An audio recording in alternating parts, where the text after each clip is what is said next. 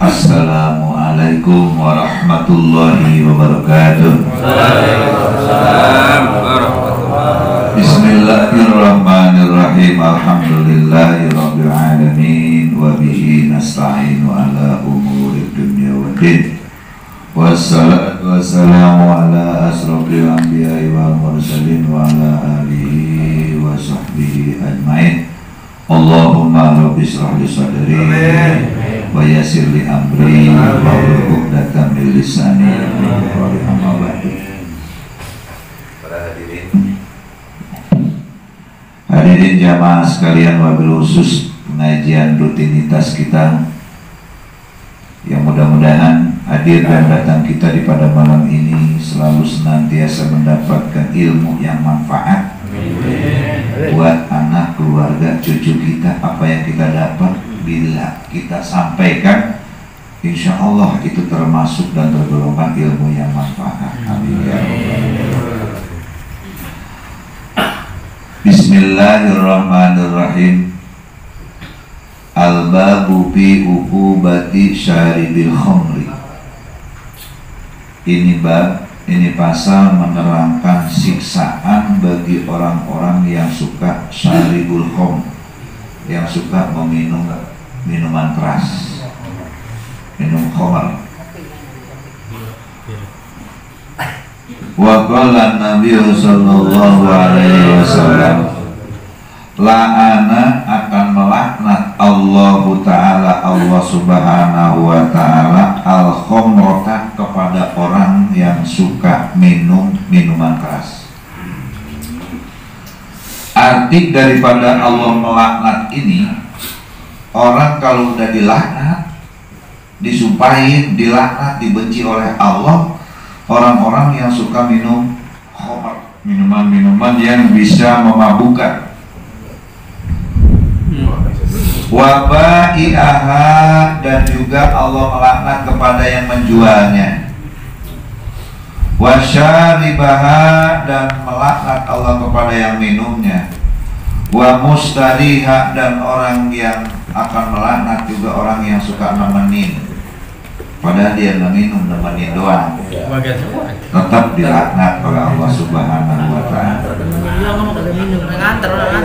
Ini makanya jamaah, kita sebagai orang tua yang harus menyampaikan kepada anak keturunan kita, anak cucu kita, agar supaya anak-anak cucu kita ini terhindar daripada berbagai macam minuman keras, karena minuman keras ini diantaranya minuman-minuman yang diharamkan oleh hukum Allah, seperti katanya bir, anggur, TKW, topi miring, pokoknya ada minuman-minuman begitu. Ya, itu minuman-minuman keras, ya itu haram. Tetapi ini yang harus kita jaga nih. Padahal daripada minuman anggur disebut minuman keras, yang keren minum air keras kalian.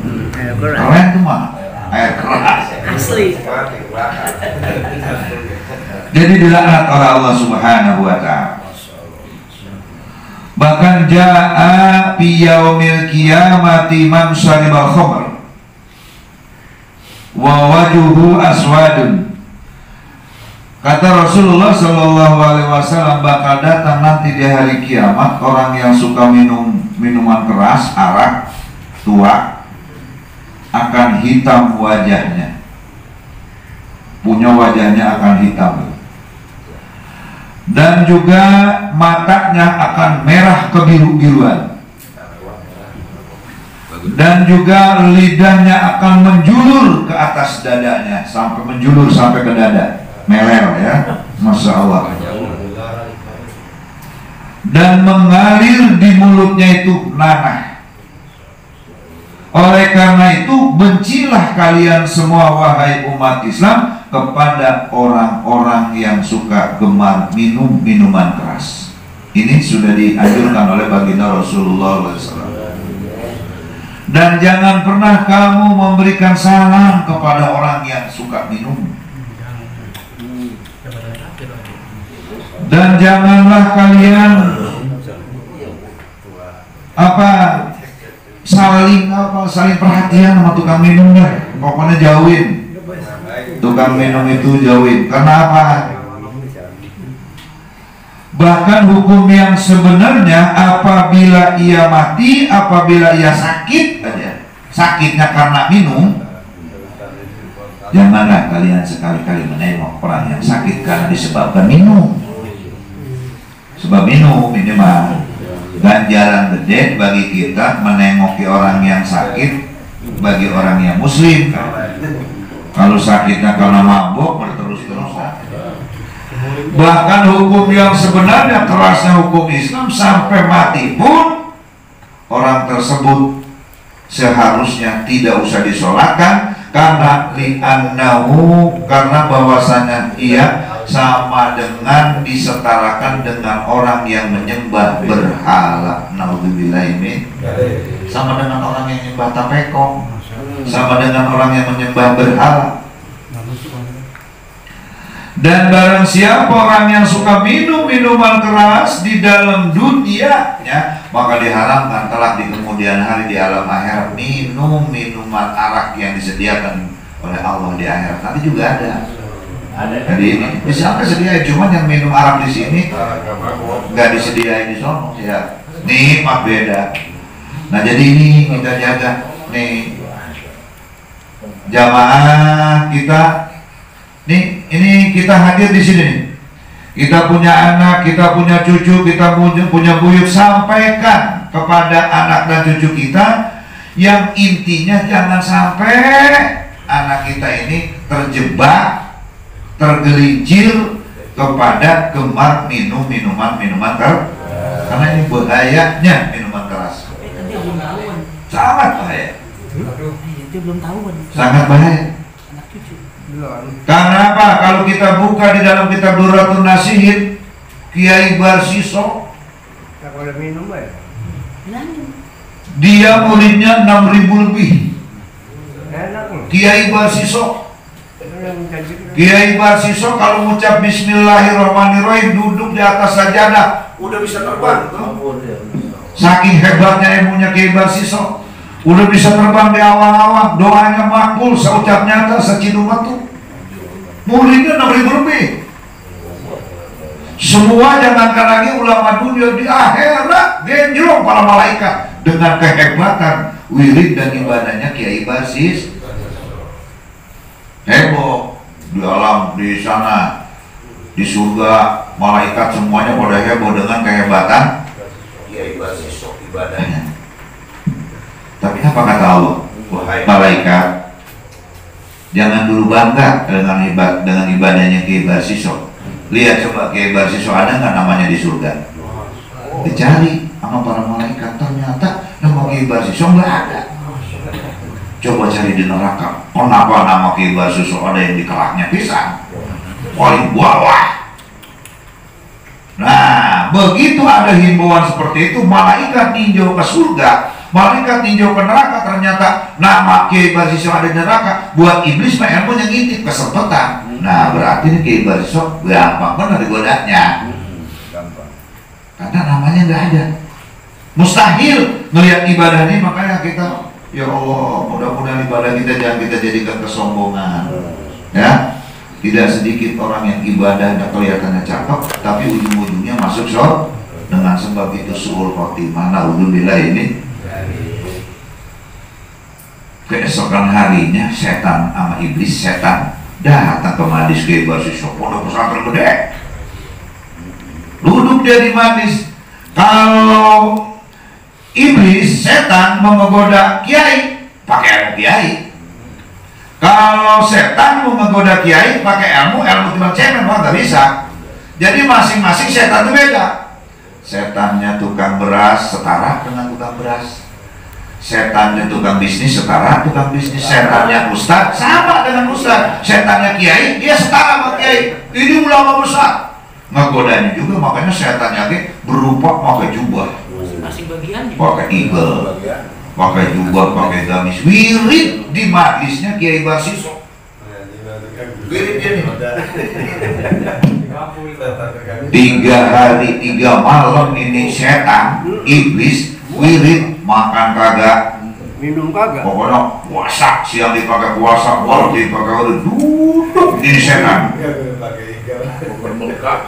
Begitu udah 3 hari ditegur sama Kiai Barsiso. Ini kelihatannya nih aki-aki kamu. Dan ini apa nih?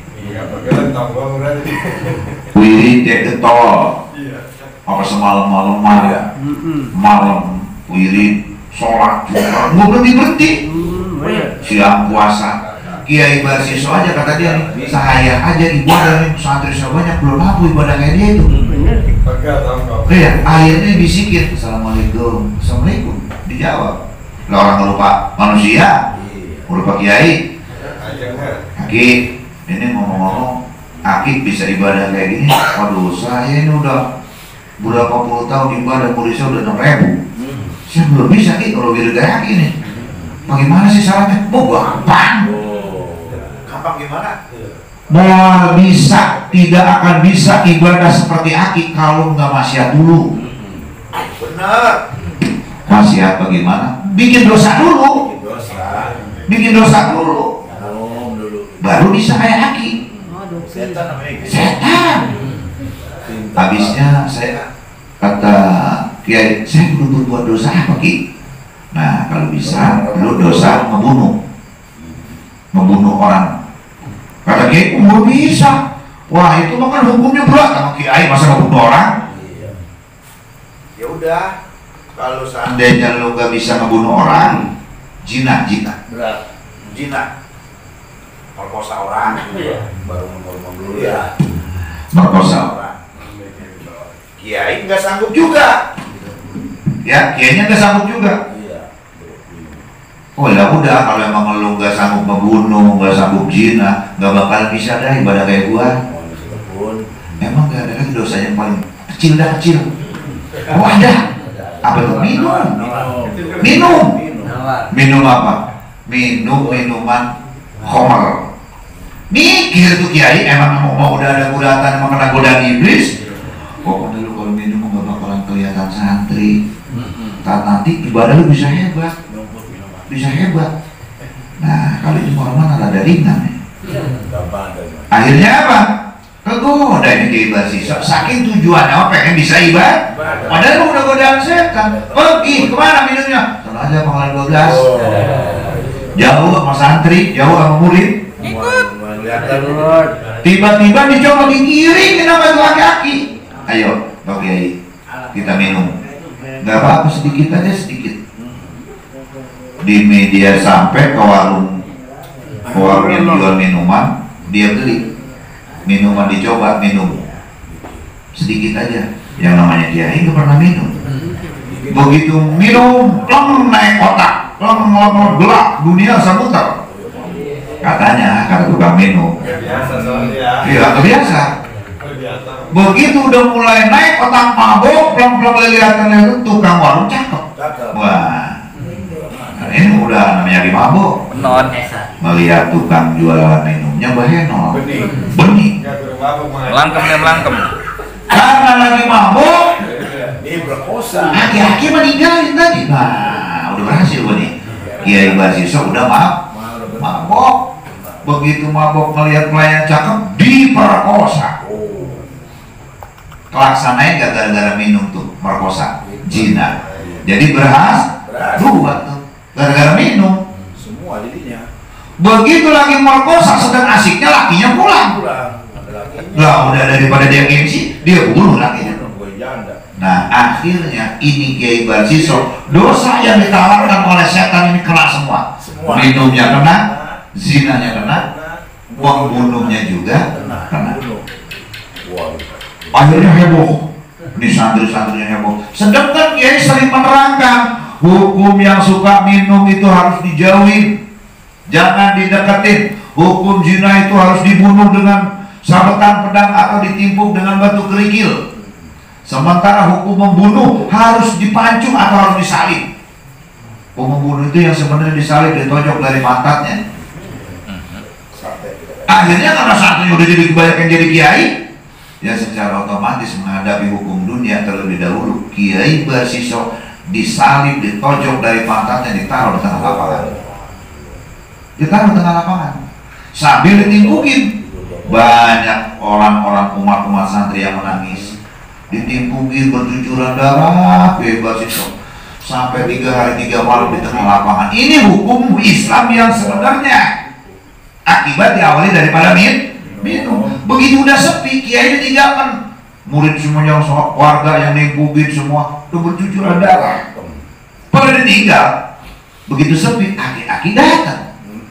Mana Pak Kiai? Yang setan tadi tuh. Aduh Ki, saya tolongin Ki, kata Kiai Basisok. Bagaimana nolonginnya gua? Kalau lu mau ditolongin gua sama gua, pokoknya lu bisa sehat lagi deh. Yang penting salatnya kudu sujud sama gua. Aduh Ki, saya bagaimana mau sujud Ki? Udah badan kayak gini, udah cukup pakai pala dong ya sah. Sujud umur. Bahwasanya lu mau turut sama gua, kata setan. Bahwasanya engkau itu mau turut sama aku. Akhirnya si Kiai Basisok ini dengan menundukkan kepala doang, sujud langsung dicabutnya oleh Allah Subhanahu Wa Taala dalam keadaan suhul khotimah. Naudzubillah. Ini diakibatkan apa? Dari minum. Makanya ini hati-hati. Yang harus kita jaga adalah minum minuman keras. Karena Rasulullah Shallallahu Alaihi Wasallam, kalau orang yang minum arak itu nanti akan dibangkitkan di dalam kuburnya, dinyatakan itu lebih busuk daripada bangkai, dan tempatnya nanti udah busuk badannya, wajahnya hitam, nanti di lehernya akan digantungi botol-botol minuman keras yang dijadikan dari bara-bara api neraka. Naudzubillah ini. Dan juga ini semua, tangan-tangannya, kakinya digandulin minuman-minuman yang botol-botol yang pernah dia cekek. Tadinya botol nggak kecil itu karena sering dicekekin baik, jadi kecil lancip. Jadi ini sampai-sampai botol-botol minuman yang bergelantungan di leher, di tangan, di kaki, sampai memakan kepada daging-dagingnya. Bukan cuma hanya itu, Allah juga mengutus beberapa ular, dan Allah juga mengutus beberapa kalajengking memakan daging kepada tulang rusuknya tukang si minuman keras. Makanya ini bahayanya minuman keras, hati-hati ya, hati-hati. Minuman keras ini minuman yang diharamkan oleh Allah, diantaranya minuman yang mengandung alkohol, yang minum alkohol. Bahkan jangankan kata hukum Islam, hukum negara aja udah melarang bahwasanya minum-minuman alkohol itu yang sudah diharamkan ya. Tetapi di dalam kitab Safinah nih, kalau memang Bapak tahu bir itu tahu bir ya, bintang ya, jangkar itu katanya mabok kalau diminum. Tetapi ini hukum di dalam kitab Safinah bisa jadi halal. Anggur, bir itu tuh bukan cuma haram tapi najis sebenarnya itu. Najis. Kalau air bir kita mau sholat, karena air bir di kain kita, najis dipakai sholat. Karena baju najis dipakai sholat. Nah, tetapi ada hukum di dalam kitab Safinatun Najah yang menerangkan bir bisa jadi suci dan bisa jadi halal. Nah, dengan sebab apa? Contoh begini, apabila kita beli bir sebotol, terus itu bir teh nggak kita apa-apain sampai sehari, 2 hari, seminggu jadi cuka. Waduh, bener. Apabila bir itu udah jadi cuka asam, nggak mabok nggak? Maka apabila udah jadi cuka menjadi halal. Cuman dengan sendirinya jadi cukanya. Jangan ini nggak ada cukanya pakai bira, taruh bawang kan dulu ya, pakai apa tuh? Bawang, cabai, itu mah nggak boleh. Ini mah jadi cuka dengan sendirinya. Ini umpama. Ini ada karena kita punya anak cucu itu tukang minum umpama. Cuman setelahnya pengajian ini dilarang, padahal udah beli bir 2 botol. Berhubung udah dilarang, bapaknya apa itu bir tuh udah 2 minggu. Nah begitu kita buka, asem ini udah cuka, udah pakai cukanya itu halal. Jadi halal itu. Pakai cak tembak. Pakai apa? Enggak bakal mabok, cuka asem. Cuka itu biasa dibikinnya dari air kelapa, dari air bir. Bisa jadi cuka. Jadi halal itu. Jadi halal ya. Jadi ini jamaah sekalian.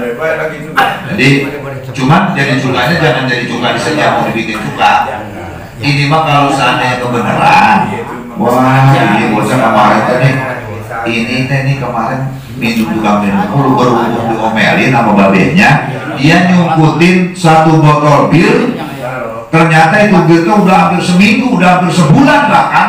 Begitu kita buka, dicium-cium, dibau asam. Udah jangan dibuang, buat macam aja udah buat apa, udah cuka. Halal hukumnya apabila udah jadi cuka. Nah ini hukum nih ya, hukum Islam. Jadi ini ancaman bagi Allah Subhanahu wa Ta'ala di dalam menerangkan fi uqubati syaribul khamr, siksaan, ancaman bagi orang yang suka minum minuman keras itu.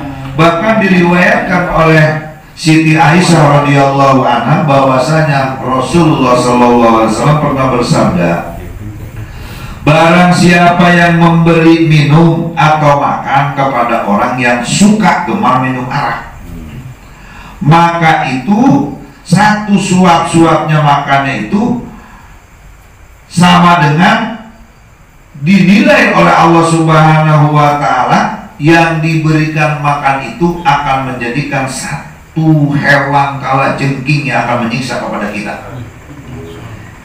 Udah tahu dia suka tukang minum, kita tolongin. Dan barang siapa menyampaikan hajatnya, sesungguhnya orang itu, nih orang yang suka minum datang ke rumah kita, minjem duit, lagi butuh, menolong kepada orang yang jelas-jelas itu tukang minum, maka seakan-akan dia meruntuhkan agama Islam. Itu meruntuhkan agama Islam.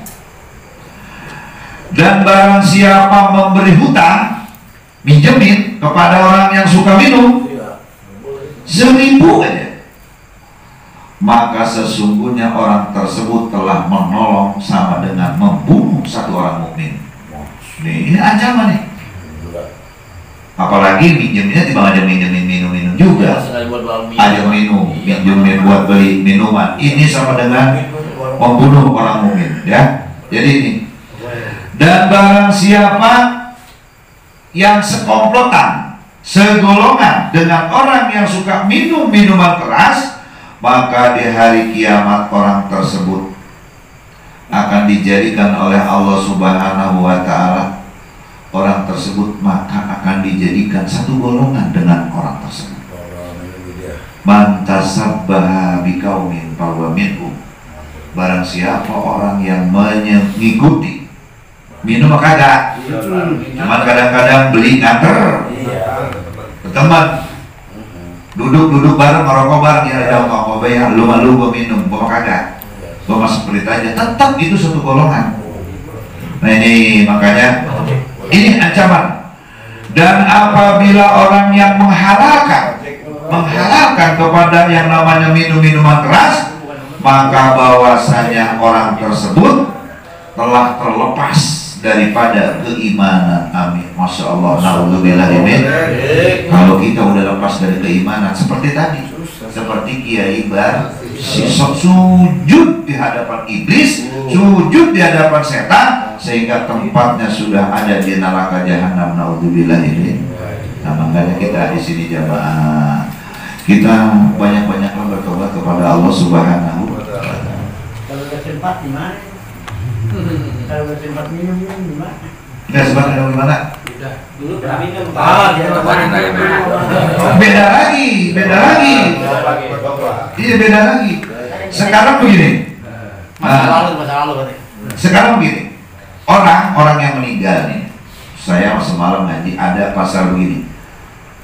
Orang meninggal apabila mengucapkan kalimat la ilaha illallah maka tergolongkan min ahlil jannah. Rasulullah menyampaikan kepada sahabat Mu'ad bin Jubair, walau zina, walau syariban, sekalipun dia tukang zina, sekalipun dia tukang maling, sekalipun dia tukang mabok. Nah, apabila dia wafat mengucapkan kalimat la ilaha illallah Muhammadur Rasul, sehingga ini sahabat tanya lagi, ya Rasul, kata engkau orang yang walaupun tukang zina, walaupun tukang mabuk, walaupun tukang maling mati baca la ilaha masuk surga ya Rasulullah. Apa jawab ya Rasulullah? Walau zina, walau musyrikan, walau sekalipun dia tukang zina, sekalipun dia tukang maling, tetap min ahlil jannah. Sampai berkali-kali nanyanya yang benar karena dia penasaran. Kok semudah itu? Iya, semudah itu. Ternyata itu menerangkan kalimat la ilaha illallah. Istimewanya la ilaha illallah. Memang orang yang maut dalam mengucapkan kalimat la ilaha illallah, sementara dia tukang rampok, sementara dia tukang zina, sementara dia tukang minum, tapi dijamin oleh Allah masuk surga itu ada proses. Dia tetap menjalani hukuman. Hukuman minumnya ada, hukuman zinanya juga ada, hukuman merampoknya juga ada. Cuman ada jaminan setelahnya hukuman dijalanin, ada jaminan masuk surga. Enggak begitu aja, ada prosesnya. Jadi adilnya Allah itu begitu. Cuman dijamin masuk surga setelahnya menjalani hukuman proses dosa yang kita lakukan. Tapi keuntungannya bagi kita masih mengucapkan kalimat la ilaha illallah, walaupun kita masuk ke surganya paling bucin, tetap ada harapan masuk surga. Ini karena digambarkan ihdinas siratal mustaqim, tunjukkanlah kami kepada jalan yang lurus, adalah jembatan siratal mustaqim. Lama sebentarnya orang di neraka jahanam itu tergantung amal perbuatannya selama hidup di alam dunia. Nah ini dilihatnya dari jembatan siratal mustaqim. Ada yang baru nindak 2 langkah kejeburus neraka berarti tuh. Betul lama bener tuh. Ada yang udah jalan baru seperempatnya kali brus, ada yang udah tengah-tengah kali brus, ada yang selengkah lagi ke surga, selengkah lagi ke surga kecebur. Berarti itu prosesnya sedikit. Ibaratnya ini tuh jembatan Siratal Mustaqim, partai berapa? Jembatan Siratal Mustaqim itu menuju surganya Allah Subhanahu, cuman di bawahnya neraka. Ada yang selengkah lagi, jelek ke surga, tetap tergerewal. Berarti itu ada sedikit, gitu. Ada yang di tengah-tengah. Jadi mengukur daripada dosa dan amal perbuatan kita selama hidup di alam dunia. Makanya kata Allah, hasibu qabla an tuhasabu, perhitungkanlah amal ibadah kita sebelum nanti kelak di kemudian hari amal kita akan diperhitungkan oleh Allah Subhanahu. Makanya mudah-mudahan jamaah sekalian, kita nih udah tua-tua, paling kita mah bisa nyampe nama anak cucu, jangan minum toh. Kalau bisa mah jangan minum, boleh lu bergaul tapi jaga minum, karena minum ini pokok utama yang Bapak membahayakan semua. Dengan minum bisa membunuh, dengan minum bisa zina, bisa merampok, disebabkan dengan minum. Nah makanya mudah-mudahan jamaah sekalian, insya Allah kita semua sebagai orang tua dapat membina dan membimbing kepada sanak famili kita. Ya ayyuhalladzina amanu qu anfusakum wa ahlikum nara. Wahai orang-orang yang beriman, jaga keluargamu, jaga keturunanmu. Min anfusikum, jaga keturunanmu dari api neraka siksanya Allah Subhanahu. Mudah-mudahan jamaah sekalian, apa yang kita baca pada malam ini selalu senantiasa menambah giroh, menambah keimanan kita kepada Allah Subhanahu. Insya Allah kita bertobat. Yang sudah ke depan, insya Allah Allah Subhanahu Wa Taala, innallaha ghafurur, sesungguhnya Allah Subhanahu Wa Taala Maha Pengampun. Mudah-mudahan jamaah sekalian yang dapat kita baca dan kita kaji malam ini, semoga ini menjadikan satu biro meningkatkan amal ibadah kita kepada Allah Subhanahu. Amin ya robbal alamin. Al-Fatihah. Bismillahirrahmanirrahim. Alhamdulillahirabbil alamin.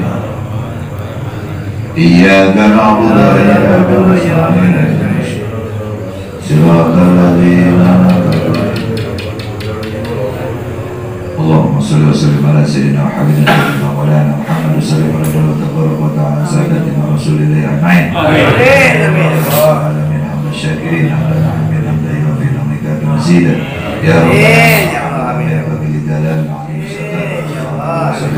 sallallahu alaihi wasallam daiman ila yaumil Allahumma atina ridha fid dunya wal akhirah wa ahdina bis sa'adah wa qina bisalah. Allahumma baini wa baina mustaqim kama jama'ta baina asma'ika wa sifatika ya jalal wa ikram.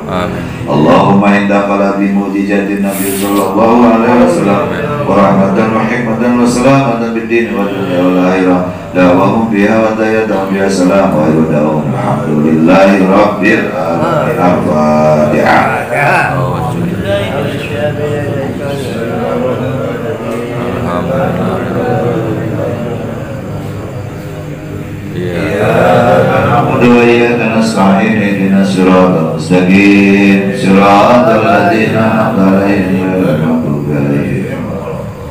Untuk pelaku yang akan datang di musola Bapak Haji Nengkin, di musola Bapak Haji Nengkin, kita jawab insya Allah. Assalamualaikum warahmatullahi wabarakatuh.